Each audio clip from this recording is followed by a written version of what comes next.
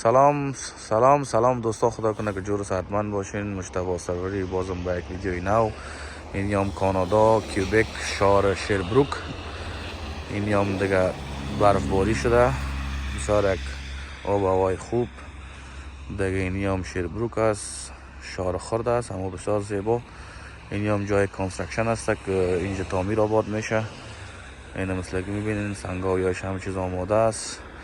اینیام طرف درختها و تپای بسیار مقبول. ایره که میبینیم فکس تپه وزیر اکبر خان یادم میاد. دیگه اینیام شیربروک است. دمای عمل دیگه اینجا در بهار دیگه جان دیگه بسیار جای سرسبز، جای چکر و دیدنی. دیگه اینیام جایی که من خودم زندگی میکنم. اینیام آپارتمان ماست، منزل 3.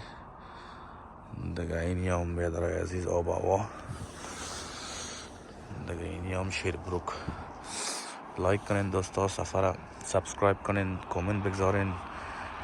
دیگه منتظر ویدیوهای بعدی. جان سپاس از همگیتان. تشکر. Love you all.